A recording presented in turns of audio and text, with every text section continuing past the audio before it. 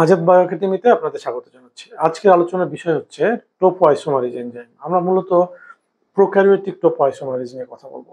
Because এর সাথে আমাদের ড্রাগের সংশ্লিষ্টতা আছে। আমরা অ্যান্টিবায়োটিকের টার্গেট মলিকুল হিসেবে টোপোআইসোমারেজকে ব্যবহার করি। সেক্ষেত্রে আমরা প্রোক্যারিওটিক অর্থাৎ ব্যাকটেরিয়াল টোপোআইসোমারেজ এনজাইম নিয়ে কথা বলবো। টোপোআইসোমারেজ এনজাইম কি, এটার টাইপস কি, রোল কি এবং এরা কিভাবে অ্যান্টিবায়োটিকের টার্গেট মলিকুল হিসেবে ব্যবহার হয় সেই বিষয়গুলো নিয়ে বিস্তারিত আলোচনা করব। তাহলে আমাদের প্রোক্যারিওটিক নিয়ে আমাদের মেন ফোকাসিং, আমরা ইউক্যারিওটিক নিয়ে আজকে আলাপ করবো না, এবং ইউক্যারিওটিকের সাথে প্রোক্যারিওটিকের টোপোআইসোমারেজের কিছু বেসিক ডিফারেন্স আছে।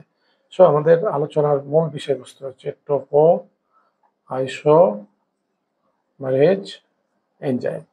এখন এই টোপো আইসোমারেজ এটা একটু ব্যাকগ্রাউন্ডটা বলে নিয়ে আমরা মূল আলোচনা যাব। টোপো আইসোমারেজ মানে টোপোলজি।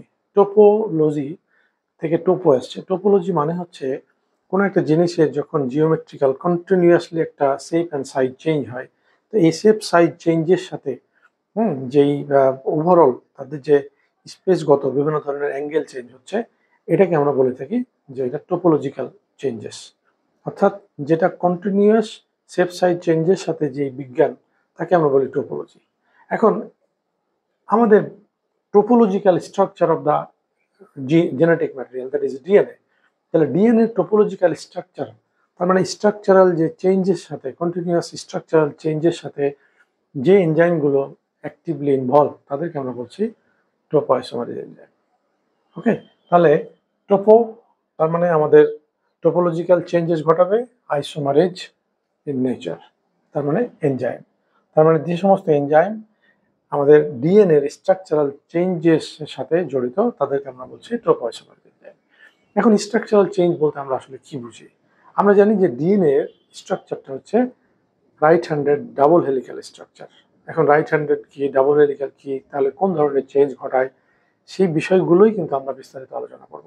এখন এটা বলতে গেলে অ্যাকচুয়ালি আমাদের বলতে হবে যে ডিউরিং রেপ্লিকেশন এবং ট্রান্সক্রিপশনে এই জায়গাটাতে আমাদের ডিএনএ বেসিক স্ট্রাকচারাল চেঞ্জ দরকার হয়। হ্যাঁ, তাকে মাল্টিপ্লিকেশন করা অথবা ডিএনএ থেকে আরএনএ তৈরি করা, এই জায়গাটাতে আমাদের ডিএনএর বেসিক স্ট্রাকচার চেঞ্জ করা লাগে। চেঞ্জ করতে গেলে ওভারঅল তার ডাইমেনশনাল স্ট্রাকচার চেঞ্জ হয়। তখন এখানে coiling, super coiling, positive super coiling, negative super coiling, এই শব্দগুলো চলে আসে। প্যাচ লেগে যাওয়া, ট্যাঙ্গেল হওয়া, নট ফর্ম করা, টর্শন হওয়া, এই জিনিসগুলো আমাদের অনেকভাবে জড়িত। তার মানে স্ট্রাকচারাল চেঞ্জেসের সাথে যে সমস্ত এনজাইম এটা রোল প্লে করে, তাদেরকে বলা হয় টোপোআইসোমারেজ। হ্যাঁ, এই হচ্ছে বিষয়টা, মূল বিষয়। এখন কথা হলো যে আমরা ডিএনএ স্ট্রাকচারাল চেঞ্জের কথা বলছি, তাহলে অ্যাকচুয়ালি ডিএনএ নর্মাল অবস্থায় কি অবস্থায় থাকে? আমরা জানি যে ডিএনএ ডিঅক্সিরাইবোনিউক্লিক অ্যাসিড, তার মানে এটা ডাবল স্ট্র্যান্ড হেলিক্যাল স্ট্রাকচার। কোন ধরনের ওরিয়েন্টেশন কি? Right handed helical structure. এখন এইটা সম্পর্কে আমাদের বেসিক ধারণা থাকা দরকার, তারপরেই আমরা কি ধরনের কনফরমেশনাল চেঞ্জ করে সেই জায়গাটাতে আমরা মূল আলোচনা যাব। একটু আমরা আলোচনা করে নিই যে আসলে টোপোআইসোমারেজ এনজাইমটা কিভাবে ডিএনএ স্ট্রাকচারের সাথে জড়িত। তাহলে এখন আমরা যদি দেখি যে একটা ডিএনএ হেলিক্যাল স্ট্রাকচারের কথা যদি চিন্তা করি, তাহলে আমরা এভাবে স্ট্রাকচারটা আঁকতে পারি। সেটা হচ্ছে এরকম। অর্থাৎ আমরা যদি ওরিয়েন্টেশনটা দেখি, তাহলে আমরা দেখতে পাচ্ছি যে ক্লকওয়াইজ একটা ওরিয়েন্টেশন হেলিক্যাল স্ট্রাকচারের। এটাকে আমরা একটু বোঝার জন্য যদি বলি যে আমরা যদি একটা হাত আঁকি, যে এটা হচ্ছে বৃদ্ধাঙ্গুল, এরকম, তাহলে আমাদের ওরিয়েন্টেশনটা কিরকম হবে? ওরিয়েন্টেশনটা হবে এই যে ক্লকওয়াইজ ওরিয়েন্টেশন হেলিক্যাল। তাহলে এইটাকে আমরা বলছি পজিটিভ, অর্থাৎ right handed helical structure. Right handed, তারপরে আমাদের ক্লকওয়াইজ যাচ্ছে। অর্থাৎ ঘড়ি যদি আমরা চিন্তা করি, তাহলে এই ঘড়ির যে কাঁটা থাকে, ঘড়ির যে ক্লকওয়াইজ যায় তারা, অর্থাৎ এই দিকে আমাদের ডিএনএ ওরিয়েন্টেশনটার হেলিক্যাল স্ট্রাকচারটা এই দিকে, এই যে দেখছি আমরা। তাহলে এটাকে আমরা বলছি right handed helical structure. Actually DNA হচ্ছে এই রাইট হ্যান্ডেড হেলিক্যাল স্ট্রাকচার। হ্যাঁ, এখন কখন এটাকে অপোজিট ডিরেকশনে আনতে হবে, এটাকে আমরা যদি এইটা প্যাচটাকে ছুটাতে যাই, আনউইন্ডিং করি, তখন কিন্তু এটাকে অপোজিট ডিরেকশনে নিতে হবে। হ্যাঁ, তাহলে অপোজিট ডিরেকশনে নিতে গেলে তখন আমাদের ডিএনএ স্ট্রাকচারটা কে আমরা কি বলবো? তখন আমরা ডিএনএ স্ট্রাকচারটাকে বলবো যেটা হচ্ছে লেফট হ্যান্ডেড, অর্থাৎ আমরা এইভাবে আঁকতে পারি সহজভাবে বোঝার জন্য। অ্যাকচুয়ালি 3D স্ট্রাকচার এভাবে আঁকাটা ভেরি ডিফিকাল্ট। ওকে, তার মানে আমাদের ডিরেকশনটা যাচ্ছে এই দিকে। ওকে, তার মানে এটা হচ্ছে অ্যান্টি ক্লকওয়াইজ। আমরা যদি এটাকে এইভাবে দেখাই যে এটা হচ্ছে আমাদের একটা হ্যান্ড, তার মানে এরকম, তার মানে এটার স্ট্রাকচারটা যাবে আমাদের হচ্ছে এই দিকে। ওকে, তার মানে কি অ্যান্টি ক্লকওয়াইজ, তার মানে ঘড়ির কাঁটার অপোজিট দিকে যাচ্ছে। তখন এটাকে আমরা বলছি left handed DNA helical structure. Left handed helical structure, এটা হলো রাইট হ্যান্ডেড। তাহলে মূলত আমাদের যে নর্মাল অবস্থায় আমাদের ডিএনএ কিন্তু আমরা বলে থাকি যে ডিএনএ হচ্ছে right handed double strand helical structure. Okay, এটা হচ্ছে অবস্থা। আর এটা হচ্ছে আমাদের লেফট হ্যান্ডেড। লেফট হ্যান্ডেড কখন দরকার হয়? আমরা এই প্যাচটা ছুটাতে গেলে অপোজিট দিকে ঘোরাতে হবে, তখন আমাদের লেফট হ্যান্ডের দিকে যাবে। হ্যাঁ, এরপরে আনউইন্ডিং হবে, তারপরে এটা রেডি হবে তার রেপ্লিকেশনের জন্য, অথবা আনউইন্ডিং রেডি হবে তার ট্রান্সক্রিপশনের জন্য। তার মানে এখন এই জায়গাটাতে আমরা আরেকটু হালকা বলে নিব, তারপরে আমরা ট্রোপোআইসোমারেজের দিকে যাব। এমনি আমরা নর্মালি চিন্তা করি যে আমরা যদি এটাকে আনউইন্ডিং করি, তার মানে দুটো স্ট্র্যান্ডকে যদি এভাবে ধরে দুদিকে টান দিই, অর্থাৎ এইটাকে এইদিকে আর এটাকে যদি এইদিকে টান দেই, তাহলে কি হবে? এটা আনউইন্ডিং হবে, অর্থাৎ মাঝখানে ফাঁকা জায়গা হবে, কিন্তু এই দিকে প্যাচ লেগে যাবে। এই জায়গাগুলো খুবই কনসেন্ট্রেটেড, ঘন হয়ে যাবে, অর্থাৎ এদিকে এরকম এরকম ভাবে প্যাচ লেগে যাবে। প্যাচ লেগে আবার নিচেদের ভিতরে আবার প্যাচ লেগে যাবে। তার মানে এই যে হেলিক্সটা ভেরি কনসেন্ট্রেটেড হয়ে যাবে, অর্থাৎ কনসেন্ট্রেটেড বলা হয় কম্প্যাক্ট হয়ে যাবে, এবং এই কম্প্যাক্টনেসটা আমাদের যে ডিরেকশনটা রাইট হ্যান্ডের দিকেই থাকবে, এবং এটা রাইট হ্যান্ডের দিকেই আবার প্যাচ লাগবে। তো এই যে প্যাচ লাগার পরে আবার প্যাচ লাগবে, অর্থাৎ টুইস্টিং হবে, টুইস্টিং আছে আবার আবার ওভার টুইস্টিং হবে বা কম্প্যাক্ট টুইস্টিং হবে, তখন আমরা এটাকে বলছি পজিটিভ সুপার কয়েলিং। তার মানে নর্মালি কি থাকে, কয়েলিং আকারে আছে, আমরা দেখতে পাচ্ছি কয়েলের মতো স্ট্রাকচার, কিন্তু যখন এটা আনউইন্ডিং হতে যাবে তখন তার ফরওয়ার্ড পয়েন্টে, অর্থাৎ যেখানে আনউইন্ডিং শুরু হবে, যেখানে রেপ্লিকেশন অরিজিন, অথবা আমরা বলতে পারবো যেখানে ট্রান্সক্রিপশনাল বাবল তৈরি হয়, তার মানে ফরওয়ার্ড, অর্থাৎ তার আপস্ট্রিমে আমাদের কি হবে, পজিটিভ একটা সুপার কয়েল তৈরি হবে। তো সুপার কয়েলটা কি? তার মানে আমরা যদি বলি কয়েল এর মধ্যে আবার কয়েল, তার মানে প্যাচের উপর প্যাচ, কয়েলের উপরে আবার কয়েলিং হচ্ছে, তখন এটাকে বলছি সুপার কয়েলিং। ডিরেকশনটা কোন দিকে? যেই দিকে রাইট হ্যান্ডের হেলিক্যাল স্ট্রাকচার থাকে সেই দিকেই, তখন এটাকে আমরা বলছি পজিটিভ সুপার কয়েলিং।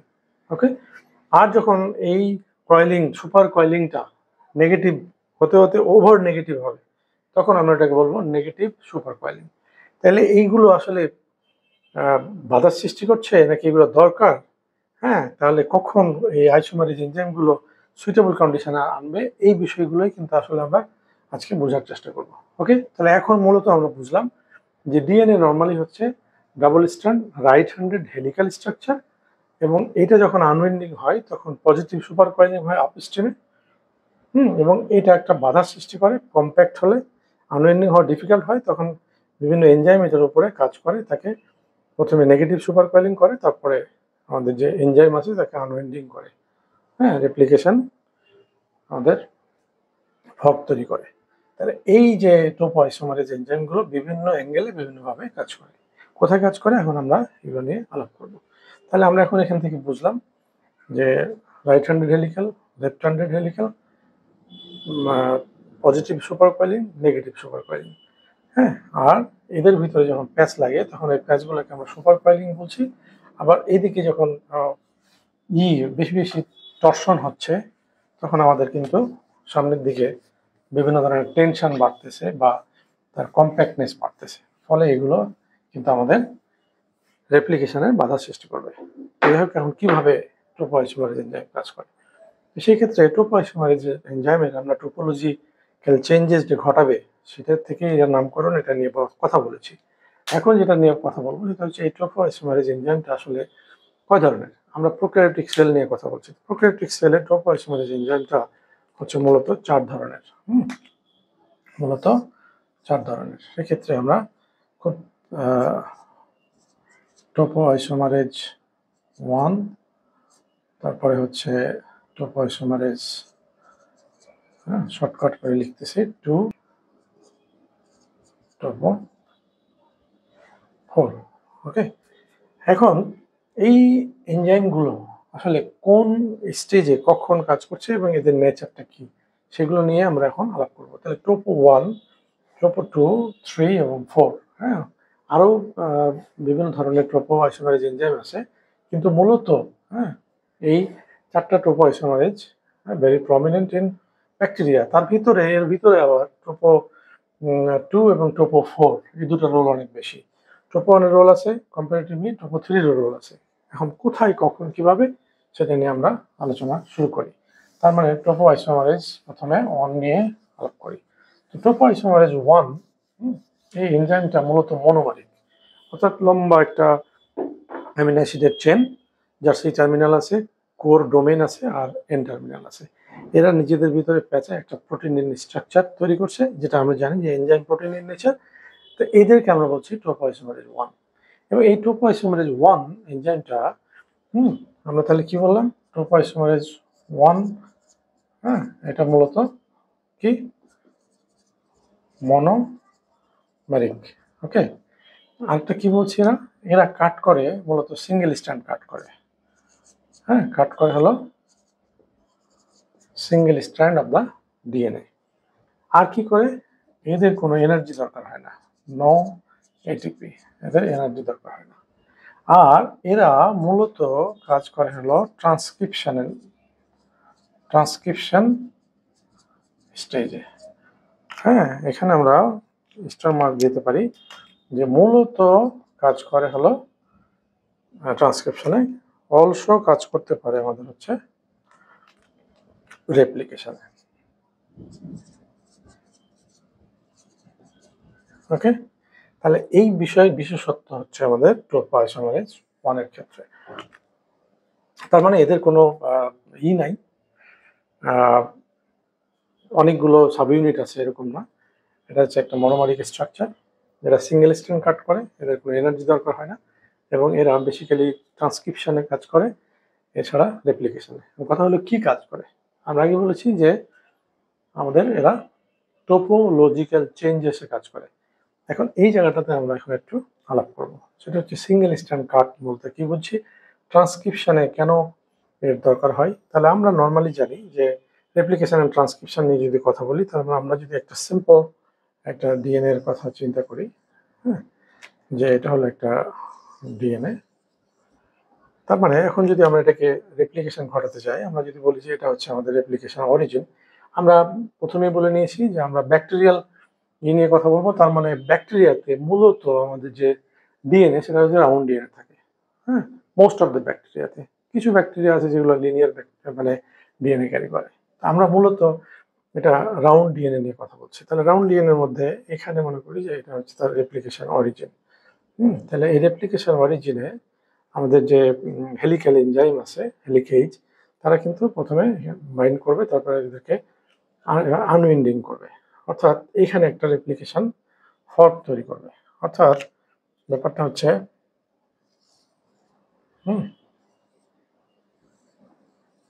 এরকম,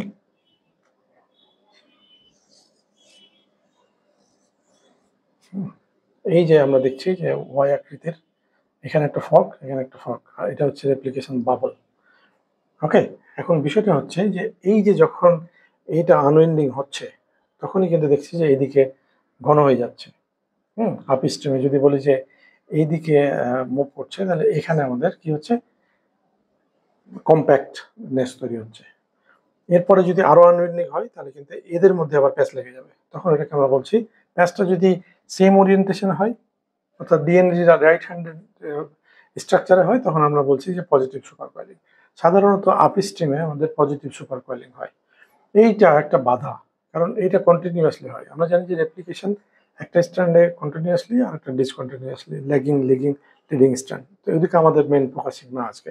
সো এইখানে একটা প্রবলেম হয়। তাহলে সিঙ্গেল যখন এদিকে কম্প্যাক্টনেস তৈরি হয়, তখন আমরা যদি দেখি যে এটাকে টানতে গেলে এদিকে প্যাচ লাগছে, তখন আমরা একটা এনজাইম দিয়ে আমরা যদি এই জায়গাটাতে একটা কাট করে দিই, একটা সিঙ্গেল স্ট্র্যান্ডকে কাট করে এই প্যাচটা ছুটাই দিয়ে, হ্যাঁ, আমরা নিচ দিয়ে ছুটাই দিলাম, তখন কি হবে, এটা ইজিলি আনকয়েল হবে। তার মানে এই যে আমাদের রেপ্লিকেশন ফর্কটা ইজিলি তখন সামনের দিকে মুভ করতে পারবে। ওকে, তো এই যে একটা ফ্যাসিলিটেট করলো আনউইন্ডিং এ, কে করলো, আমাদের টপ আইসোমারেজ 1 কি করলো, তারা একটা সিঙ্গেল স্ট্র্যান্ডকে কাট করে এদের নিচের দিকে ছিল সেটাকে কাট করে উপরের দিকে নিয়ে এসে আবার জোড়া লাগিয়ে দিল।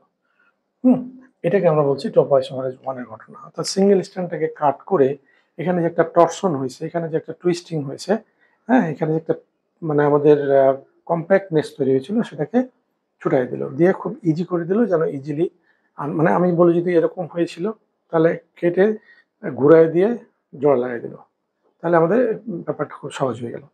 এইটাকে আমরা বলছি টপ আইসোমারেজ 1। তাহলে এইটা যদি রেপ্লিকেশন হয়, রেপ্লিকেশনে আমাদের এই ফ্রন্টের দিকে পজিটিভ সুপার কয়েলিংয়েও আমাদের টপ আইসোমারেজ 1 কাজ করতে পারে। এখন যদি আমরা ট্রান্সক্রিপশনে আসি, তাহলে ট্রান্সক্রিপশনে কি হয়, ট্রান্সক্রিপশনে হচ্ছে এরকম একটা বাবল তৈরি করে। ট্রান্সক্রিপশনাল যে পলিমারেজ এনজাইমগুলো আছে তারা একসাথে বাইন্ড করে একটা বাবল তৈরি করে, এবং বাবল তৈরি করতে গেলে আমাদের এদিকে যখন পজিটিভ সুপার কয়েলিং হচ্ছে, আমাদের এদিক দিয়ে একটা কি হবে, স্বাভাবিকভাবে আমাদের একটা, হ্যাঁ, এটাকেই আমরা আকারে ট্রান্সক্রিপশনাল বাবল হিসেবে ধরে নিলাম, এবং এখান থেকে একটা আমাদের আরএনএ বের হয়ে আসবে। সেই ক্ষেত্রে আমাদের ব্যাকওয়ার্ডে, হ্যাঁ, যেহেতু এটা ট্রান্সক্রিপশন বলতেছি, তার মানে রেপ্লিকেশন আমাদের বোথ সাইডে দুইটা রেপ্লিকেশন ফর্ক দুই দিকে ট্রাভেল করে এবং তারা দুই দিকে রেপ্লিকেশন ঘটায়। কিন্তু যখন ট্রান্সক্রিপশন হবে তখন আমরা জানি যে একটা স্ট্র্যান্ডে, অর্থাৎ যেটা আমাদের টেমপ্লেট স্ট্র্যান্ড বা অ্যান্টিসেন্স স্ট্র্যান্ড, সেখানে কিন্তু আমাদের এই ট্রান্সক্রিপশনটা হয়। সেক্ষেত্রে পিছনের দিকে আমাদের নেগেটিভ সুপার কয়েলিং হয়। নেগেটিভ সুপার কয়েলিং বলতে আগে আমরা বলেছি যে লেফট হ্যান্ডেড অর্থাৎ রাইট হ্যান্ডেড ছিল, তাকে মোচড় দিয়ে ঘুরায় লেফট হ্যান্ডেড করবে এটাকে ফ্যাসিলিটেট করার জন্য, কিন্তু ওভার লেফট হ্যান্ডেড হয়ে যাবে, অর্থাৎ ওভার নেগেটিভ কয়েলিং হবে, তখন এটাকে আমরা বলছি নেগেটিভ সুপার কয়েলিং। এটা একটা প্রবলেম। কেন প্রবলেম, এখানে অনেক ধরনের পলিমারেজ এনজাইম বাইন্ড করতে পারবে না, ওরিয়েন্টেশন ঠিক থাকবে না, তখন ট্রান্সক্রিপশনে বাধা সৃষ্টি করবে। তার মানে এই ব্যাকওয়ার্ডে, অর্থাৎ আমাদের ট্রান্সক্রিপশনাল স্টেজে আমাদের যে নেগেটিভ সুপার কয়েলিং হয়, এই জায়গাটাতে কিন্তু মূলত কাজ করে হচ্ছে আমাদের হচ্ছে টপ আইসোমারেজ 1। এই জন্য আমি ট্রান্সক্রিপশনে স্টার মার্ক দিয়ে রেখেছি, যে টপ আইসোমারেজ 1 মূলত ডিউরিং ট্রান্সক্রিপশন, এরা নেগেটিভ সুপার কয়েলিং ব্যাকওয়ার্ডে যখন ঘটে, এটা ওভার সুপার কয়েলিং যখন হয় নেগেটিভ ওরিয়েন্টেশনে, তখন এটা প্রবলেম। কারণ আলটিমেটলি কিন্তু আমাদের এখানে যেমন আমরা দেখলাম রেপ্লিকেশনে যে পজিটিভ সুপার কয়েলিংটাকে কিন্তু নেগেটিভ করতে হচ্ছিল, কারণ তাকে ঘুরায় কেটে সিঙ্গেল স্ট্র্যান্ডকে কেটে ঘুরায় ইজি করতে হচ্ছিল, এটা কিন্তু negative super coiling. Negative super coiling কিন্তু আমাদের করতে হবে, এরপরে সে আনওয়েন্ডিং হবে ইজিলি। কিন্তু নেগেটিভ সুপার কয়েলিং যদি বেশি হয়, তখন ওদের মধ্যে আবার নিজের উল্টো দিকে প্যাচ লেগে যাবে। তারপরে প্যাচ লাগলো যদি এইদিকে, তাহলে হলো পজিটিভ সুপার কয়েলিং, আর যখন প্যাচ ছুটানোর জন্য ঘুরাইলাম নেগেটিভ কয়েলিং হলো, কিন্তু নেগেটিভ আবার বেশি ঘুরে গেল, তখন নেগেটিভ সুপার কয়েলিং, তখন ওটাও একটা প্রবলেম। তো সেটা ছুটানোর জন্য আমাদের টপো আইসোমারেজ 1 ট্রান্সক্রিপশনাল স্টেজে কাজ করে, আবার এটা টপো আইসোমারেজ 1 রেপ্লিকেশনেও কাজ করতে পারে। এরা মূলত কাট করে একটা সিঙ্গেল স্ট্র্যান্ডকে কেটে এই প্যাচটা জাস্ট পিছন দিক থেকে ঘুরাই দিয়ে, হ্যাঁ, প্যাচটা ছুটাই দিয়ে আবার জোড়া লাগিয়ে দেয়। এটা হচ্ছে আমাদের টপো আইসোমারেজ 1 এর কথা। ওকে, এবার আমরা আসবো টপো আইসোমারেজ 2। টপো আইসোমারেজ 2, এটাকে আমরা অ্যাকচুয়ালি অন্য নামে ডাকি, যেটার নাম হলো জাইরেজ এনজাইম, কেউ কেউ আবার এটাকে গাইরেজ এনজাইমও বলে। তার মানে এখন আমরা দেখব টপো আইসোমারেজ 2, যেটাকে আমরা আরেকটা নাম কি দিলাম, আরেকটা নাম দিলাম জাইরেজ এনজাইম। ওকে, এইটা কিন্তু আমাদের এইটার সাবইউনিট আছে, অর্থাৎ এটার গাইরেজ এ এবং গাইরেজ বি, এবং তারা আমাদের দুটোরই আমাদের ডাইমার আছে। ডাইমার হয়ে টেট্রামার হয়ে তার একটা স্ট্রাকচারাল মানে কন্ডিশন যেটা তৈরি হয়, সেটা কিন্তু মূলত টোপোআইসোমারেজ 2 হিসেবে কাজ করে। আমরা একটু স্ট্রাকচারটা হালকা করে রাফলি দেখার চেষ্টা করব, তাহলে বুঝতে সুবিধা হবে। তারপরে আমরা এটা রোল নিয়ে কথা বলবো, এবং এটা খুব গুরুত্বপূর্ণ কারণ এখানে অ্যান্টিবায়োটিকের বিশেষ ভূমিকা আছে। তাহলে আমরা একটু আগে যেটা দেখছিলাম যে একটা ডিএনএ, এই ডিএনএটাকে আমরা যখন আনউইন্ডিং করছিলাম, যদি এইটাকে এদিকে আমি এটাকে এদিকে ধরে টান দিই, তাহলে এই দিকটা যেরকম হবে সেটা হলো একেবারে এটাকে আমরা এরকম হয়ে যাবে, অর্থাৎ একেবারে প্যাচ লেগে যাবে। তাহলে এই যে টান দিলাম, এমনি আমরা যদি একটা দড়ি বা রশির কথা বলি, তাহলে যদি রশিতে পেঁচানো থাকে, আমরা নিজেরাই যদি টান দিয়ে দেখি দেখবো যে পিছনের দিকে প্যাচ লেগে গেছে। আরো যদি টানতে থাকি তাহলে প্যাচের মধ্যে আবার প্যাচ লেগে যাচ্ছে। তাহলে প্যাচগুলো কম্প্যাক্ট হচ্ছে, এটাও আমরা সুপার কয়েলিং হিসেবে কনসিডার করি, কিন্তু অ্যাকচুয়ালি সুপার কয়েলিং মানে কয়েলিং অফ কয়েলিং। তার মানে এরকম কন্ডিশন ঘটলে এরপরে এদের ভিতরে আবার কি হবে, প্যাচ লেগে যাবে। সেটা কিরকম, আমরা যদি দেখাই যে এরকম হয়ে প্যাচ লেগে গেছে, তার মানে এই যে প্যাচ লেগে গেছে, নড হয়ে গেছে, ট্যাঙ্গেল ফর্ম করছে, এগুলো হচ্ছে আমাদের সুপার কয়েলিং। তাহলে এদের ওরিয়েন্টেশনটা ডিএনএ এর ওরিয়েন্টেশনের মতো, রাইট হ্যান্ডেড, তখন এটাকে আমরা বলছি পজিটিভ সুপার কয়েলিং। এই কথাটা আমি বারবার করে বলতেছি। তার মানে অ্যাকচুয়ালি কয়েলিং, নর্মালি ডিএনএ খুলে কয়েলিং স্ট্রাকচার, সুপার কয়েলিং মানে কয়েলিং অফ কয়েলিং। তার মানে ট্যাঙ্গেল ফর্ম করবে, প্যাচ লেগে যাবে, নট ফর্ম করবে এরকম। আর এমনি যে কম্প্যাক্ট হয়ে গেল, এটাকে ছুটানোর জন্য কিন্তু আমাদের এনজাইম লাগবে, এবং এটাওকে আমরা ধরতে পারি যে এটা হচ্ছে পজিটিভ সুপার কয়েলিং এর একটা ব্যাপার। এখন আমরা আসি এই এনজাইমটা কিভাবে এই ধরনের প্যাচকে ছুটায়। তাহলে আমরা আগে একটা ক্রাইটেরিয়া যেগুলো আগে বলছিলাম সেটা আমরা বলে নিই, যে এটা কিন্তু মনোমারিক না। এটা আমাদের আমরা বলতে পারি এক অর্থে যে টেট্রামার, অর্থাৎ আমাদের দুটো সাব ইউনিট আছে, একটা হলো যে এ আর একটা হলো যে বি। এটার দুটো সাব ইউনিট, এটার দুটো সাব ইউনিট, অর্থাৎ টেট্রামার আমরা বলতেছি। তাহলে সেটার স্ট্রাকচারটা কেমন এবং এরা কিভাবে, এদের ক্রাইটেরিয়াগুলো কি, তাহলে এটা আমাদের বলছি যে এটা মনোমারিক নয়, এটা টেট্রামার স্ট্রাকচার। এবং তার মানে আমরা এটা একটা ডাইমার, এটা ডাইমার, তার মানে টেট্রামার ওভারঅল। টেট্রামারিক স্ট্রাকচার। আর কি, এটা ডাবল স্ট্র্যান্ড কাট করে, ডাবল স্ট্র্যান্ড কাট করে। এটার জন্য ডাবল স্ট্র্যান্ড কাট, এটার জন্য আমাদের এটিপি নিডেড, এনার্জি দরকার হয়। এইগুলো হচ্ছে বেসিক। তারপরে আমাদের কি অন্যতম বিষয় হচ্ছে এটা মূলত রেপ্লিকেশন স্টেজে কাজ করে। রেপ্লিকেশন স্টেজে আমরা মূলত বলছি।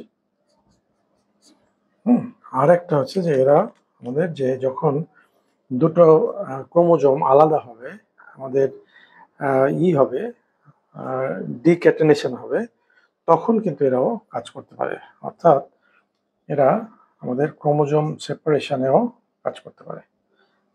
আমরা বলতে পারি এটাকে ডিক্যাটেনেশন। সেখানেও তার রোল আছে, কিন্তু মূলত এটা রেপ্লিকেশন স্টেজে। আর রেপ্লিকেশন স্টেজে মানে আমরা দেখছি যে তার আপস্ট্রিমে, অর্থাৎ রেপ্লিকেশন ফর্ক যেখানে হয় তার ফরওয়ার্ড পয়েন্টে যখন এটা পজিটিভ সুপার কয়েলিং হয়, এই পজিটিভ সুপার কয়েলিংকে নেগেটিভ সুপার কয়েলিংয়ে কনভার্ট করার কাজটা করে হলো টোপোআইসোমারেজ 2, যেটাকে আমরা বলছি আরেকটা যে জাইরেজ এনজাইম। ওকে, তাহলে আমরা যদি ওভারঅল এটার ক্রাইটেরিয়াটা একটু বলে ফেলি, যে এটার অ্যাকচুয়ালি সাব ইউনিট আছে যে জির এ এবং জির বি, এবং এদের আবার ডাইমার আছে, তাহলে ওভারঅল টেট্রামারিক স্ট্রাকচার হয়ে এরা একটা জাইরেজ এনজাইম ফর্ম করে, এবং এরা ডাবল স্ট্র্যান্ডকে কাট করে। এদের এনার্জি দরকার হয়, এবং এরা মেনলি রেপ্লিকেশন স্টেজে আপ স্ট্রিমে পজিটিভ সুপার কয়েলিং থেকে নেগেটিভ সুপার কয়েলিংয়ে কনভার্ট করে, এবং এদের ডিক্যাটেনেশনেও ভূমিকা আছে। ওকে, এখন আমরা দেখি যে আসলে এই স্ট্রাকচারটা কেমন আসলে। তাহলে আমরা ওই জায়গাটাতে একটু চলে যাই। এখানে আমাদের জাস্ট রাফলি আঁকবো, কারণ ভিডিও অনেক বড় হয়ে যাবে। তাহলে সেক্ষেত্রে আমরা দেখতেছি যে এটা একটা স্ট্যান্ড সাব ইউনিট, আমরা দুই দিকে দুটো দিয়ে দিই। এই তাহলে এইটাকে আমরা বলছি যে এটা হলো আমাদের জির বি। ওকে, আর এর সাথেই আমাদের বিশেষ প্রোটিন দিয়ে কানেক্টেড আরেকটা ডাইমার থাকে, সেটা হচ্ছে আমাদের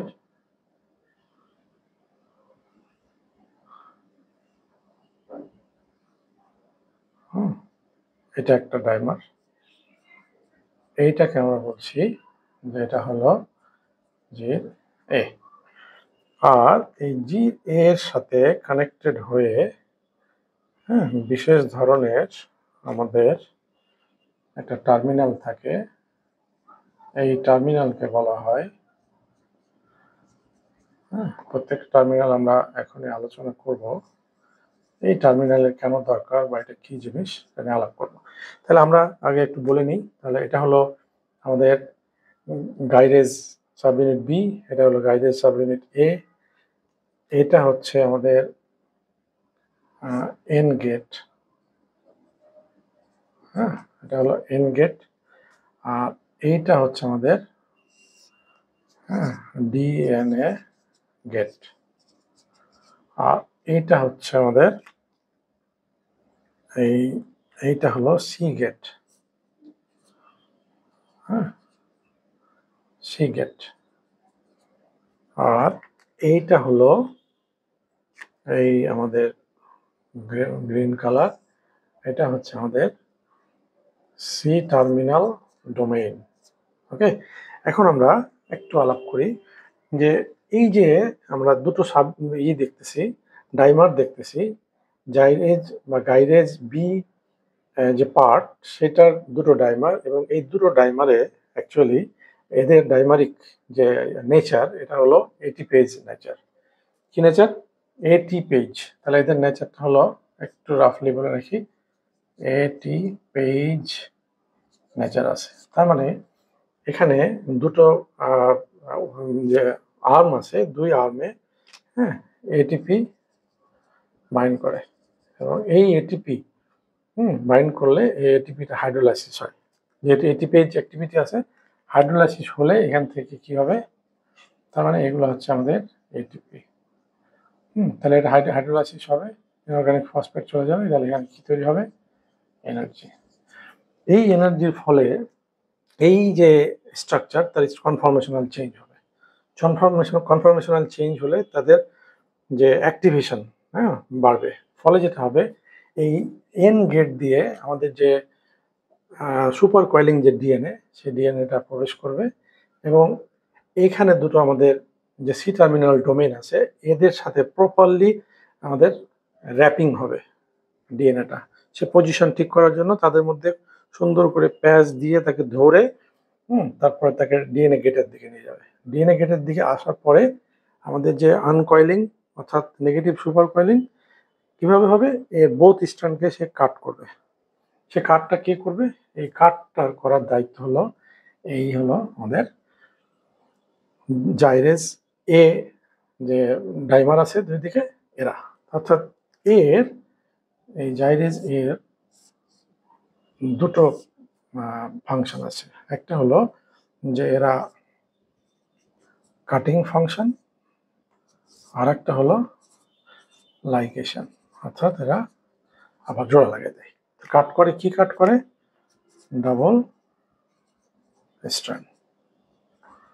কিভাবে কাট করে? তার মানে আমরা যদি এটাকে হাত দিয়ে দেখাই জাস্ট বোঝার জন্য, তার মানে আমরা যদি এইভাবে ধরি, হ্যাঁ, তার মানে ডিএনএ উপর দিয়ে ঢুকলো, এইখানে আমাদের সি টার্মিনাল ডোমেন আছে, সে সুন্দর করে প্যাচ দিয়ে ধরে ডিএনএটাকে নিচের দিকে প্রবেশ করালো। কখন এই ঘটনাটা ঘটবে? যখন এই আমাদের যে জাইরেজ বি অর্থাৎ গির বি আছে, এই যখন এটিপিএস দ্বারা অ্যাক্টিভেশন হয়ে এটিপি হাইড্রোলাইসিস হয়ে এনার্জি তৈরি করবে, তখন তার কনফার্মেশনাল চেঞ্জ করবে, তখন এটা ঘটনাটা এইভাবে ঘটবে। নিচের দিকে দিয়ে দিল, এবং এইখানে যে দুটো জাইরেজ এ আমাদের আর্ম আছে, এদের ফাংশন হলো যে এরা একটা কি করবে, এটাকে কাট করবে। কিভাবে কাট করবে? দুটো ডিএনএ কে ধরে, দুটো স্ট্র্যান্ডকে একসাথে কাট করবে, কাট করে প্যাচটা ছুটাই দিয়ে আবার জোড়া লাগাই দিবে। তার মানে এরা কাটিং অ্যাক্টিভিটি আছে প্লাস লাইগেশন অ্যাক্টিভিটি আছে। তো কাটিং, এর আগেরটা আমরা কি দেখলাম? সিঙ্গেল স্ট্র্যান্ডকে কাট করছে। এখন আমরা কি দেখব? আমরা দেখবো যে এটা ডাবল স্ট্র্যান্ডকে কাট করছে। তাহলে ডাবল স্ট্র্যান্ডকে কাটতে হলে কি হবে? তাহলে আমরা এখানে একটু ব্যাপারটা ক্লিয়ার করে দিই যে এখানে যে আমাদের ডিএনএটা ঢুকছিল, তারপরে এটা প্যাচের সাথে লাগায় ভিতর দিয়ে ডি গেট দিয়ে ঢুকে, এখানে আমাদের যে জাইরেজ এ, এটা দিয়ে কাট হবে এবং পরবর্তীতে একদম আনকয়েলিং হয়ে এখান দিয়ে বের হয়ে আসবে সি গেট দিয়ে। ওকে, তাহলে এরকম একটা বেসিক স্ট্রাকচার আছে হচ্ছে আমাদের গাইরেজ এনজাইমের। এখন এখানে আমাদের একটু বলে নেওয়া ভালো যে এই গাইরেজ এনজাইমের যে জায়গাতে কাটিং হচ্ছে সেই জায়গাতে না, যেই পার্ট, হ্যাঁ, লাইগেশন করে, জোড়া লাগায়, এই লাইগেশন পার্টের আমাদের অ্যান্টিবায়োটিক, বিশেষ করে আমাদের যে সিপ্রোফ্লক্সাসিন বা মক্সিফ্লক্সাসিন, আমাদের যে ফ্লুরোকুইনোল ডেরিভেটিভসের যে অ্যান্টিবায়োটিকগুলো আছে, সেগুলো কিন্তু এই যে গাইরেজ এ সাব ইউনিট অর্থাৎ তার ডাইমার, এটার যেই পার্ট তার জোড়া লাগানোর সাথে জড়িত, সেই জায়গাটায় ইনহিবিট করে দেয়। তাহলে কি হয়? একদিকে সে কাট করছে ডাবল স্ট্র্যান্ড, কিন্তু তাকে জোড়া লাগাতে দিচ্ছে না। তাহলে যখনই কাট করলো, কাট করার পরে আনটুইস্টিং হয়ে ওই জায়গাটা খুলবে, খুলে আবার জোড়া লাগলেই তো তখন ডিএনএ তার স্ট্যান্ডার্ড ডিএনএর স্ট্রাকচারটা ঠিক থাকলো, কিন্তু লাইগেশন হতে দিচ্ছে না। তার মানে একদিকে কাটতে আছে, আর একদিকে জোড়া লাগছে না। তখন কি হবে? ফ্র্যাকশন, ডিএনএর ফ্র্যাগমেন্ট তৈরি হবে, এগুলো অ্যাকুমুলেশন হবে, ফলে ডিএনএটা ডিগ্রেড হয়ে যাবে। তো ডিএনএ যদি ডিগ্রেড হয়ে যায়, তাহলে ওই ব্যাকটেরিয়া বাঁচবে না। এই জন্য আমরা এটাকে বলে থাকি যে ব্যাকটেরিয়াসাইডাল অ্যান্টিবায়োটিক্স। হ্যাঁ, যে ফ্লুরোকুইনোল ডেরিভেটিভসের বিভিন্ন জেনারেশন আছে, 4টা জেনারেশন। সেক্ষেত্রে আমাদের ন্যালিডিকজিক অ্যাসিডের কথা বলতে পারি, আমরা সিপ্রোফ্লক্সাসিন, পিফ্লক্সাসিন, ওফ্লক্সাসিনের কথা বলতে পারি, মক্সিফ্লক্সাসিনের কথা বলতে পারি।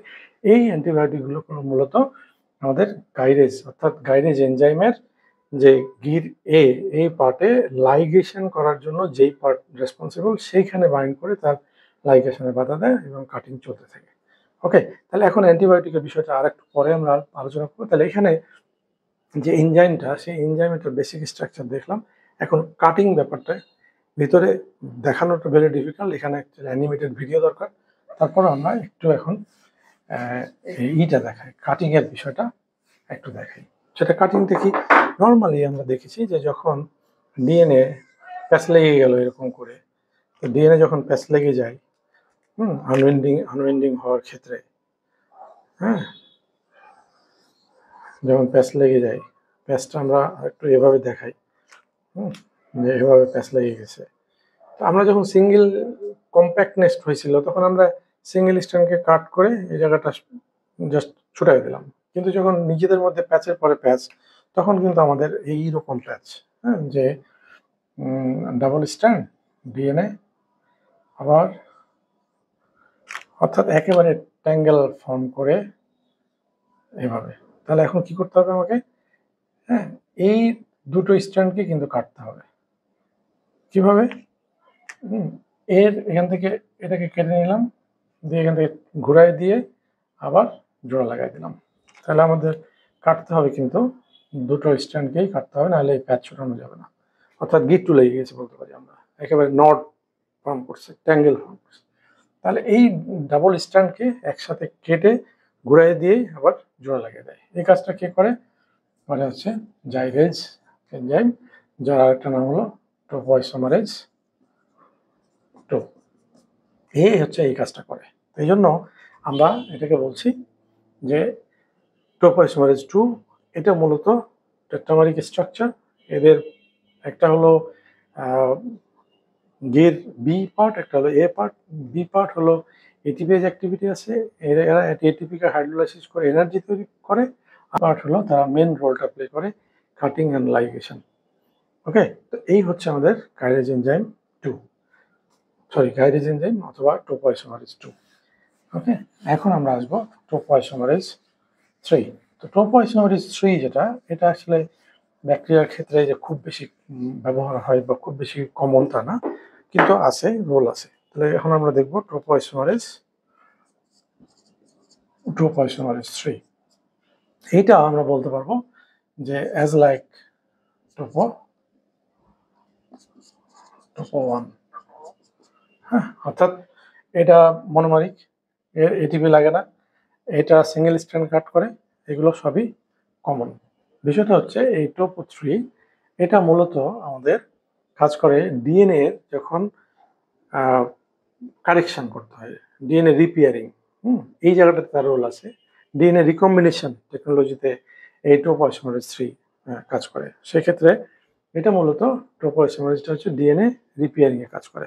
সেক্ষেত্রে আমাদের যে স্ট্রাকচারাল চেঞ্জ করে যে রেপ্লিকেশনে হেল্প করছিল আমাদের গাইরেজ এনজাইম, দেখলাম যে ও যদি পজিটিভ সুপার কয়েলিংকে আনকয়েল না করছিল, হ্যাঁ, তাহলে কিন্তু আমাদের রেপ্লিকেশনটা প্রসেস করতো না। হ্যাঁ, আরেকটা আমরা টোপোআইসোমারেজ 2 এর ক্ষেত্রে বলতে ভুলে গেছি, সেখানে আমরা বলছিলাম যে ডিক্যাটেনেশন করে। অর্থাৎ আমাদের একটা যে ডাবল আমাদের যে রাউন্ড ডিএনএ, এই রাউন্ড ডিএনএর যখন এক জায়গায় আনউইন্ডিং হয়, তখন ফাইনালি একটা যখন রেপ্লিকেশন হয়, তখন কিন্তু এইভাবে ভিতরে আরেকটা, একটার সাথে আরেকটা লেগে থাকে। তখন এটাকে ছুটতে হবে, ক্যাটেনেশন হতে হবে, সেপারেশন হতে হবে, তখন এরা ডাবল স্ট্র্যান্ডকে কাট করে আরেকটাকে বের করে দেয়। অর্থাৎ আমরা যদি রিং এর কথা বলি, যে একটা রিং এর ভিতরে আরেকটা রিং এভাবে লেগে থাকে, তাহলে আমরা যদি ডাবল স্ট্র্যান্ডটাকে কাট না করি, তাহলে এটা বের হবে না, ডিক্যাটেনেশন। তাহলে এই জায়গাতে কিন্তু আমাদের টোপোআইসোমারেজ 2 এর একটা রোল আছে, কিন্তু মেন রোল হলো যে আমাদের আপ স্ট্রিমে, রেপ্লিকেশন ফর্কের আপ স্ট্রিমে যে রাইট হ্যান্ডেড অর্থাৎ পজিটিভ সুপার কয়েল হয়, সেটাতে বেশি রোল প্লে করে। এই জায়গাটা আমরা ওখানে একটু মিস করছিলাম। তাহলে টোপোআইসোমারেজ 3 নিয়ে খুব একটা বলার কিছু নাই। এটা মূলত ডিএনএ রিপেয়ারিং এর কাজ করে, আর ডিএনএ মানে রিকম্বিনেশনের একটা ভূমিকা আছে। এবার আসবো আমরা টোপোআইসোমারেজ 4। টোপোআইসোমারেজ 4, হ্যাঁ, এটা একটা গুরুত্বপূর্ণ এনজাইম টোপো 4। অ্যাকচুয়ালি এই টোপো 4কে যদি আমরা স্ট্রাকচারালি বলি, তাহলে এটা কিন্তু এর মতো, টোপো 2 এর মতো, অর্থাৎ গাইরেজ এনজাইমের মতো, কিন্তু এটা গাইরেজ নাম কিন্তু গাইরেজ না, টোপো 4। তাহলে টোপোআইসোমারেজ 4 এটা একদম সেরকমই, হ্যাঁ, অর্থাৎ এটারও আমাদের আছে, টেট্রামার আছে, অর্থাৎ এরও ডাইমার আছে 2টা। তাহলে এই ডাইমারের নাম এখানে হচ্ছে, একটা হলো পার সি আর একটা হলো পার ই। ওকে, আর কি আছে এটা, আর হলো এটাও সেম ডাবল স্ট্যান্ড, আমরা ডাবল স্ট্যান্ডকে কাট করে, হ্যাঁ, ডাবল স্ট্যান্ড কাট করে। আর কি, এটিপি নিডেড, হ্যাঁ, এগুলো সব সেম, কিন্তু ফাংশনের জন্য আমরা যদি বলি মেইন রোলটা হলো টোপোআইসোমারেজ, সেটা হলো ডিক্যাটেনেশন।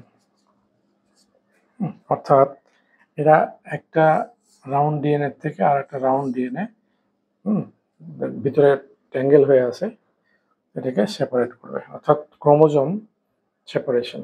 একটা প্যারেন্ট ক্রোমোজোম, ডটার ক্রোমোজোম আলাদা হবে। এইটাকে দুটো স্ট্র্যান্ডকে, ডাবল স্ট্র্যান্ডকে কাট করে একে এবং একে আলাদা করা, এটাকে আমরা বলছি ডিক্যাটেনেশন। এই জায়গাটাতে মেনলি রোল প্লে করে হচ্ছে আমাদের টোপোআইসোমারেজ 4। হ্যাঁ, এখন বাকি সব কিন্তু সেম। আমরা আগে দেখলাম কি যে গির এ এবং গির বি, সেখানে দেখছি পার সি এবং পার ই। ওকে, তাহলে এখানে আমরা দেখছিলাম যে বিটা রোল প্লে করছিল। তাহলে এখানেও আমরা একটু রাফলি, হ্যাঁ, বেশি ডিটেলসে যাব না, কারণ এটা নিয়ে আমরা আলাপ করেছি এটার মতোই আর কি। সেক্ষেত্রে হ্যাঁ, হ্যাঁ, জাস্ট এরকম। তার মানে এটা হলো আমাদের পার সি, আর এটা হচ্ছে আমাদের পার ই। এইটার এটিপিএস ফাংশন আছে, এটিপিএস, এবং এটা এটিপিকে হাইড্রোলাইসিস করে এখানে ডিএনএ ঢুকে এখানে আমাদের সি টার্মিনাল এগুলো আছে, এখান থেকে বের হয়। তাহলে এই যে পার সি, এইটার কিন্তু আমাদের কাটিং এবং কাটিং আর লাইগেশন অ্যাক্টিভিটিস। ওকে, এটার এই পার সি এর কাটিং এবং লাইগেশন এই জায়গাটাতেই কিন্তু ডাবল স্ট্যান্ড কাট করে এরকম আমাদের এটাকে আলাদা করে। তাহলে এটারও কিন্তু স্ট্রাকচারটা আমাদের টোপো 2 এর মতো অনেকটা। তাহলে এখানে আমাদের বিষয়টা হচ্ছে যে টোপো 4 এই জায়গাতেও কিন্তু ড্রাগ কাজ করে। কোন ড্রাগ কাজ করে? এই যে আমরা সিফ্লোফ্লক্সাসিনের কথা বলছি, বা এই যে একটা ফ্লুরোকুইনোল ডেরিভেটিভস বললাম। এখন মানে আধুনিক রিসার্চে দেখা যাচ্ছে যে না, এরা টোপোআইসোমারেজ 4 কেও ইনহিবিট করে। 4 কে ইনহিবিট করলে যেটা হবে যে ডিএনএ, যে আমাদের রাউন্ড ডিএনএ, এটা রেপ্লিকেশন হয়ে তারা আরেকটা জেনেটিক ম্যাটেরিয়াল তৈরি করছে, কিন্তু একটা ক্রোমোজোম আরেকটা থেকে আলাদা হওয়ার জন্য এই যে আমাদের টোপো 4 এনজাইম কাজ করছে, বিশেষ করে কোনটা, পার সি পার্ট। এখন আমরা এই পার্টটাকে বাধা দিচ্ছি, ফলে কি হচ্ছে, এরা ডাবল স্ট্যান্ড কাট হচ্ছে না এবং সেপারেট হতে পারছে না। তো সেপারেট যদি না হয়, তাহলে একটা রেপ্লিকেশন, অর্থাৎ নতুন জেনেটিক ম্যাটেরিয়াল যদি সেপারেট না হয়, তাহলে আরেকটা সেলে কনভার্ট হতে পারবে না, অর্থাৎ তার মাল্টিপ্লিকেশনে বাধা দিয়ে দেওয়া হলো। এখানেও আমাদের এই অ্যান্টিবায়োটিক কাজ করে। ওকে, তাহলে ওভারঅল এখন আমরা যদি টোপোআইসোমারেজ এনজাইমের কথা বলি, তাহলে টোপোআইসোমারেজ 1, টোপোআইসোমারেজ 2, টোপোআইসোমারেজ 3 এবং টোপোআইসোমারেজ 4 এগুলো আমাদের পজিটিভ সুপার কয়েলিংকে নেগেটিভ সুপার কয়েলিং করে। আবার এরা আমাদের যে ট্যাঙ্গেল আছে সেটাকে ছোটায়। এরা আমাদের কি করে, ডিক্যাটেনেশন করে, অর্থাৎ ক্রোমোজোমকে সেপারেট করে। এখন আমরা কি করব, এদেরকে টার্গেট হিসেবে ধরে আমরা এদেরকে অ্যান্টিবায়োটিক দিয়ে বাধা দিয়ে আমরা ওই ব্যাকটেরিয়াল রেপ্লিকেশনে বাধা দিব, নয়তো ট্রান্সক্রিপশনে বাধা দিব, আর নয়তো তার জেনেটিক ম্যাটেরিয়াল অর্থাৎ ক্রোমোজোম সেপারেশনে বাধা দিব। তাহলে আমরা ওই ব্যাকটেরিয়াটাকে কিল করতে পারবো। ব্যাপারটা হচ্ছে এরকম। এখন আমরা অ্যান্টিবায়োটিক নিয়ে একটু কথা বলবো এই জায়গাতে, দিয়ে আমরা মানে ভিডিওটা শেষ করব।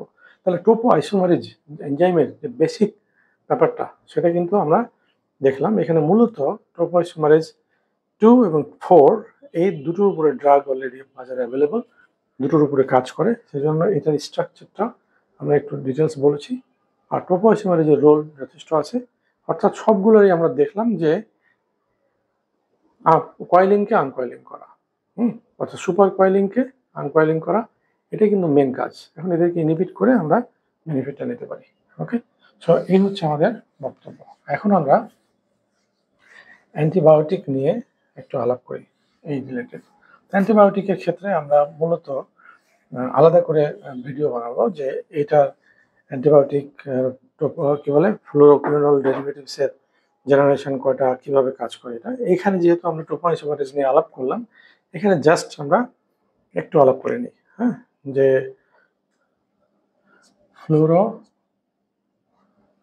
কুইনোল ডেরিভেটিভস, এই ফ্লুরোকুইনোল ডেরিভেটিভসের ভিতরে আমাদের বিশেষ করে দু একটা লিখি, সিপ্রোফ্লক্সাসিন,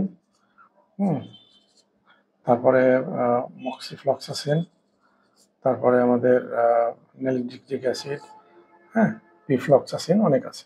এইগুলো অ্যাকচুয়ালি কিভাবে কাজ করে, আমরা এইগুলোর ক্ষেত্রে বলতে গেলে আমাদের মূলত এরা দুটো এনজাইমকে ইনহিবিট করে। একটা হলো, একটু আগে বলেছি, জাইরেজ যেটাকে আমরা বলছি টোপো 2, আর একটা এনজাইমকে ইনহিবিট করে, সেটা হচ্ছে টোপো 4। এই দুটো এনজাইমকে ইনহিবিট করে। এখানে গাইডেজ এনজাইমের ক্ষেত্রে মূলত আমরা একটু আগে বললাম, ভালো করে বোঝার জন্য আরেকবার জাস্ট খালি রিপিট করছি। এই যে জির এ অর্থাৎ গাইডেজ যে আমাদের আছে ডাইমার এ, এইটার যে কাটিং ইউনিট আছে, হ্যাঁ, কাটিং পার্ট বা ইউনিট, হ্যাঁ, আছে। আরেকটা হচ্ছে আমাদের লাইগেশন পার্ট, হ্যাঁ। আমরা অ্যাকচুয়ালি এই সিপ্রোফ্লক্সাসিন আমাদের এই লাইগেশন পার্টে বাধা দেয়। লাইগেশন পার্টে বাধা দিলে কাটিং ইউনিটটা আমাদের ডাবল স্ট্র্যান্ড ডিএনএ কে প্যাচ ছুটানোর জন্য কাটছিল, এবং প্যাচ ছুটায় আবার জোড়া লাগাই দিতে হবে। তাহলে কেটে দিচ্ছে কিন্তু জোড়া লাগাতে পারছে না, কারণ ওই যে লাইগেশন পার্ট কাজ করছিল, ওই লাইগেশন পার্টে অ্যান্টিবায়োটিক গিয়ে বাইন্ড করে ফেলেছে, ফলে ও লাইগেশন করতে পারছে না। তাহলে একদিকে কাট করছে, একদিকে জোড়া লাগছে না। তাহলে কি হবে, সব ডিএনএ ধীরে ধীরে ফ্র্যাগমেন্ট হয়ে কাটতে থাকবে, এবং ওই ফ্র্যাগমেন্টেড যে ডিএনএ গুলো একসাথে অ্যাকুমুলেশন হবে, এবং সে আরেকটা প্রবলেম তৈরি করবে। ফলে ব্যাকটেরিয়াটা, ডিএনএ জেনেটিক ম্যাটেরিয়াল ড্যামেজ হয়ে গেলে ব্যাকটেরিয়া ড্যামেজ হয়ে যাবে, ফলে ব্যাকটেরিয়াটা মারা যাবে। এই জন্য ব্যাকটেরিয়াসাইডাল আমরা বলি সিপ্রোফ্লক্সাসিন, ওফ্লক্সাসিন, মক্সিফ্লক্সাসিন বা এই রিলেটেড ড্রাগগুলো আমাদের ব্যাকটেরিয়াসাইডাল হিসাবে কাজ করে। তাহলে এরা মূলত কোথায় কাজ করলো, টোপোআইসোমারেজ 2 এর উপরে। টোপোআইসোমারেজ 2 এর কোথায় বাইন্ড করলো, এরা গির এ পার্ট অর্থাৎ জাইরেজ এনজাইমের এ সাব ইউনিটের আমাদের মেনলি লাইগেশন যে পার্ট রেসপন্সিবল, সেইখানে বাইন্ড করলো। বাইন্ড করে তার জোড়া লাগানোর ক্ষমতাটাকে নষ্ট করে দিল। এই হচ্ছে ব্যাপার। আরেকটা কি, টোপোআইসোমারেজ 4 এর সাথে বাইন্ড করে। টোপোআইসোমারেজ 4 কি, একটু আগে আমরা বললাম যে টোপোআইসোমারেজ 4টা হচ্ছে যে একটা ডাবল স্ট্র্যান্ড, সরি, একটা রাউন্ড ডিএনএ। আমরা এই রাউন্ড ডিএনএ ক্ষেত্রে, হ্যাঁ, এরা যখন আনউইন্ডিং হয়ে একটা অংশ পুরোটাই যখন হবে, আমরা যদি বলি যে এটা একটা রেপ্লিকেশন হবে, রেপ্লিকেশন হয়ে কমপ্লিট জেনেটিক ম্যাটেরিয়াল কপি হবে, কপি হলে এটা সেপারেট হয়ে আমাদের এটা আরেকটা, এটা একটা রাউন্ড ডিএনএ হবে, আর এটা একটা রাউন্ড ডিএনএ হবে, এটা একটা রাউন্ড ডিএনএ হবে। এটা হওয়ার কথা। কিন্তু এইখানে তাহলে কি করতে হবে, এই যে টোপোআইসোমারেজ 4 যেটা করবে, এইখানে মনে করি যে টোপোআইসোমারেজ 4 এটা, এইখানে ডাবল স্ট্র্যান্ডটাকে কাট করে ভিতর দিক থেকে বের করে আবার জোড়া লাগাই দিয়ে দুটোকে আলাদা করে দিবে। কিন্তু টোপোআইসোমারেজ 4 এর এই জায়গাটায় গিয়ে এই যে এনজাইমটা, এই এনজাইমটাকে আমরা মনে করি যে এইটা হচ্ছে একটা অ্যান্টিবায়োটিক, এই টোপোআইসোমারেজ 4টাকে ইনহিবিট করে দিল। ফলে এ আর যে ইন্টারলিঙ্কড হয়ে আছে, মানে একেবারে একটার সাথে একটা লেগে আছে ভিতর থেকে এইভাবে, তাহলে এটাকে ছুটাতে গেলে কাট করতে হবে। এই ইন্টারলিঙ্কেজটাকে আলাদা করার জন্য, ডিক্যাটেনেশন করার জন্য এই এনজাইমটা কাজ করছিল টোপো 4। একে যখন বাধা দিল তখন সে আর ডিক্যাটেনেশন হতে দিচ্ছে না, অর্থাৎ ইন্টারলিঙ্কড যে ক্রোমোজোম আলাদা হতে দিচ্ছে না। ফলে এরা আর রেপ্লিকেশন হতে পারবে না, আমাদের মাল্টিপ্লিকেশন হবে না। ফলে এই ব্যাকটেরিয়াটা করবে না। এখন বিষয় হচ্ছে এই জায়গাটাতে আমাদের বলতে গেলে, তাহলে আমরা দুটো জিনিস দেখলাম, একটা হলো টোপোআইসোমারেজ 2 দ্যাট ইজ জাইরেজ, আর টোপোআইসোমারেজ 4 এই দু জায়গাতে বাধা দিল। এখন একটা বিষয় আমাদের একটু বলে রাখা দরকার, যেহেতু আমরা অ্যান্টিবায়োটিক বিষয়টা একটু শর্টলি আলোচনা করছি। বিষয়টা হচ্ছে যে এই এনজাইমটার ভূমিকা আমাদের গ্রাম নেগেটিভ ব্যাকটেরিয়ার ক্ষেত্রে বেশি, হ্যাঁ, গ্রাম নেগেটিভ ব্যাকটেরিয়ার ক্ষেত্রে।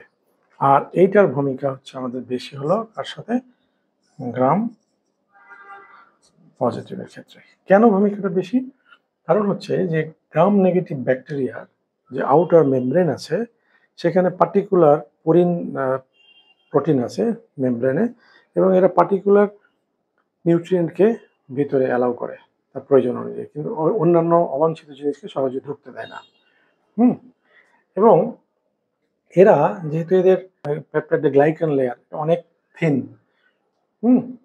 আর এদের রেপ্লিকেশন রেট অনেক হাই, কারণ এদের নিউট্রিয়েন্ট মানে সিলেক্টিভ নিউট্রিয়েন্ট কুইকলি নিতে পারে এবং এরা দ্রুত জেনেটিক ম্যাটেরিয়াল রেপ্লিকেশন হয়ে দ্রুত সেপারেট হতে পারে, কারণ তার যে পেপটাইড গ্লাইকান লেয়ার খুব থিন, দ্রুত সেপারেট হতে পারে। তার মানে এরা সিলেক্টিভ নিউট্রিয়েন্ট ক্যারি করে, এদের মেটাবলিক রেট অনেক হাই এবং এরা দ্রুত রেপ্লিকেশন হয়। হ্যাঁ, এই জন্য আমাদের এই টোপোআইসোমারেজ 2 অর্থাৎ পজিটিভ সুপার কয়েলিং যে ফরওয়ার্ড পার্টে হয়, আপস্ট্রিমে হয়, দ্রুত ছুটায় দিয়ে জাস্ট রেপ্লিকেশন করে আমাদের এখানে ডিক্যাটেনেশনের সময় কম লাগে, দ্রুত রেপ্লিকেশন হয়ে যায়। এই জন্য গ্রাম নেগেটিভ ব্যাকটেরিয়াতে যে টোপোআইসোমারেজ 2 এর রোলটা খুব বেশি। সেক্ষেত্রে আমরা বলে থাকি যে গ্রাম নেগেটিভ ব্যাকটেরিয়ার উপরে সিপ্রোফ্লক্সাসিন টোপোআইসোমারেজ 2 এর উপরে কাজ করে। আর টোপোআইসোমারেজ 4 এটার ক্ষেত্রে যেটা হচ্ছে, এই যে ডিএনএ কপি হয়ে গেছে, রাউন্ড ডিএনএ তাদের ভিতরে কপি হয়ে সেপারেট হবে। তো সেপারেট হতে গেলে এইখানে পেপটাইড গ্লাইকান লেয়ার অনেক থিক, অনেক মোটা, তো সেইগুলোকে পুরো ইন্তজাম করে সবগুলোকে সেপারেট করে তাকে এই ডিক্যাটেনেশন অর্থাৎ সেপারেশন হতে একটু সময় লাগে গ্রাম পজিটিভ ব্যাকটেরিয়ার ক্ষেত্রে। তো যে কারণে আমরা বলছি যে গ্রাম পজিটিভ ব্যাকটেরিয়ার ক্ষেত্রে টোপোআইসোমারেজ 4 এটা ভেরি প্রমিনেন্ট, এবং সিপ্রোফ্লক্সাসিন বা মক্সিফ্লক্সাসিন যেটাই হোক, এরা কিন্তু মূলত দুটো এনজাইমকেই ইনহিবিট করে। তো গ্রাম পজিটিভের ক্ষেত্রে আমাদের টোপোআইসোমারেজ 4 এটা বেশি প্রমিনেন্ট, আর গ্রাম নেগেটিভ এটার ক্ষেত্রে টোপোআইসোমারেজ 2 এটা টার্গেট মলিকুল হিসেবে আমরা মেনলি কনসিডার করছি। তো এই হচ্ছে ওভারঅল আমাদের অ্যান্টিবায়োটিক এই রিলেটেড। এখন পর্যন্ত আমরা এই ফ্লুরোকুইনোল ডেরিভেটিভসের অ্যান্টিবায়োটিক এই টোপোআইসোমারেজের সাথে আমরা মেকানিজম অফ অ্যাকশন অর্থাৎ টার্গেট মলিকুল হিসেবে আইডেন্টিফাই করতে পেরেছি। সেটা হলো গাইরেজ এনজাইম, দ্যাট ইজ টোপোআইসোমারেজ 2, আর একটা হলো টোপোআইসোমারেজ 4 এনজাইম। এই হচ্ছে আমাদের ওভারঅল আজকের আলোচনা। সবাইকে ধন্যবাদ।